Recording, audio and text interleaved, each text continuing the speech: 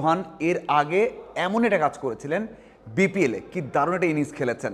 আপনি নিঃসন্দেহে বলবেন যে এই ইনিংসটা বা এই ম্যাচটা কারা বল করেছেন, তাদের বিপক্ষে মারাই যায় এবং এখানে কোনো চাপ নেই, এমন রান করাই যায়। কিন্তু সোহানের ওই 4টা ছক্কা যারা দেখেছেন তারা বলবেন ওয়াও, কি দারুণ ছিল, কি দারুণ ছিল একটা ইনিংস, এবং কি ইন্টেন্ট এবং ম্যাচটাকে রিড করে জিতিয়েছেন। এটা নিঃসন্দেহে যারা দেখেছেন তারা বলবেন। যখন সাইফুদ্দিন আউট হয়েছেন ওই সময়টাতে 14 বলে দরকার ছিল 37 রান, 14 বলে 37 রান, সেই কাজটা সোহান করেছেন। এবং সবচেয়ে বড় বিষয় হচ্ছে শরীফুল, যিনি কিনা সর্বোচ্চ উইকেট শিকারী সবশেষ বিপিএলে, এখানেও প্রথম ম্যাচে দারুণ বল করেছেন, তাকে একটা ওভারে 26 রান নিয়েছেন, 4টা ছক্কা হাঁকিয়েছেন, mid wicket, straight drive, cover এবং পয়েন্টে।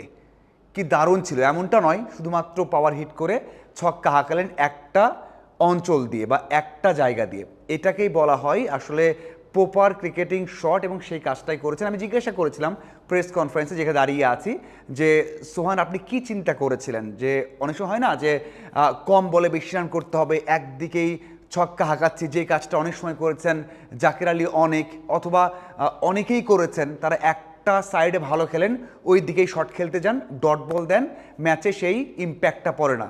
সোহান সেই কাজটা করেনি, চিন্তা করেছেন, গেল কয়েকদিন কাজ করেছেন টাইমিংয়ে, কাজ করেছেন শটের রেঞ্জ নিয়ে, অথবা চারিদিক দিয়ে শট খেলা যে চিন্তাটা, সেটা করেছেন বাবুল স্যারের সাথে, মিজানুর রহমান বাবুল, যিনি তার সাথে কাজ করে এই শটগুলো কিন্তু আয়ত্ত করেছেন এবং সেটা কাজে লেগেছে। এমনটা নয় যে সোহান এই ম্যাচ, এই ইনিংসটা বড় কোনো ম্যাচে করবেন, জাতীয় দলের হয়ে খেলবেন, কারণ সবাই তো আমরা দেখেছি, অনেকেই বলেন যে সোহান তো ন্যাশনাল টিমে আসলেই ভালো করেন না বা খারাপ করেন, অথবা অনেক সমালোচনা সহ্য করতে হয়, সেটা হতে পারে। তবে এই ইনিংসটা এক কথায় দারুণ ছিল। এবং ওই যে গেল কয়েকটা ইনিংস মানে ন্যাশনাল টিমের, সেখানেও কিন্তু প্রশ্নবিদ্ধ হয় শামীম, জাকের অথবা সোহানও খেলেছেন, যদিও আফগানদের বিপক্ষে 2টা ম্যাচ জিতিয়েছেন এবং সিরিজ জিতিয়েছিলেন বাংলাদেশ দলকে।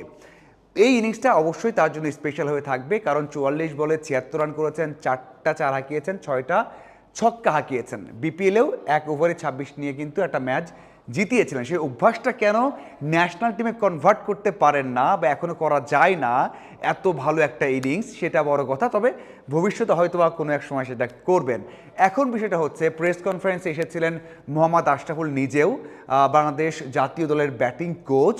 তাকে জিজ্ঞাসা করা হয়েছিল যে বাংলাদেশ জাতীয় দলের সবাই ভালো করছে, মাহেদি হোক, লিটন হোক, রিশাদ হোক, সেখানে সোহান হোক, এছাড়া যারা আছেন তারা কিন্তু ভালো করছেন, বিপিএলে ভালো করেছেন, এখানেও ভালো করছেন, তার মানে দারুণ ফর্মে রয়েছেন, টাচে রয়েছেন।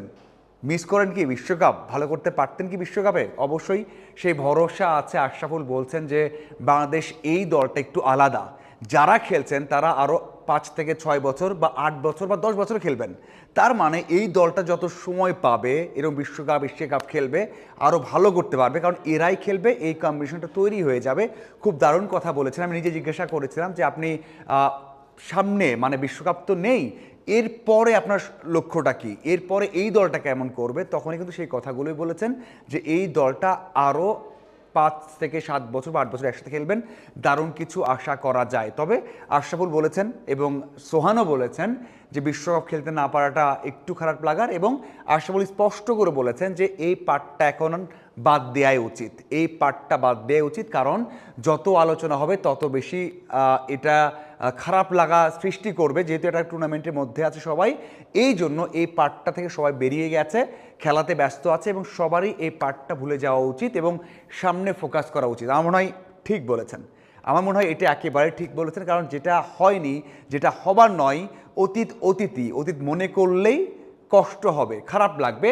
যেটা হওয়ার হয়ে গেছে, অবশ্যই সামনের দিকে সবাই তাকিয়ে থাকুক এবং সামনে কি করা যায় সেটাই এই তারকারা করুক, তাহলে অবশ্যই বাংলাদেশ দল ভালো করতে পারে। আর একটা বিষয় বলতে চাই, হয়তো অনেকের প্রশ্ন আছে যে কেন মুস্তাফিজকে আরও 2 ওভার করানো হলো না, অথবা কেন মুস্তাফিজ লাস্ট ওভারটা করলেন না, সেটা কিন্তু অনেকেরই প্রশ্ন আছে। হ্যাঁ, এই প্রশ্নটা আসতে পারে, এই প্রশ্ন আমরাও করেছি, অবশ্যই এই প্রশ্ন যৌক্তিক। তবে লিটন চেয়েছেন যারা নতুন বোলার তারা শিখুক, এমন সময় কি বল করতে হয়, কি বল করা যেতে পারে, অথবা কম রান কীভাবে ডিফেন্ড করতে হয় সেটা শিখুক।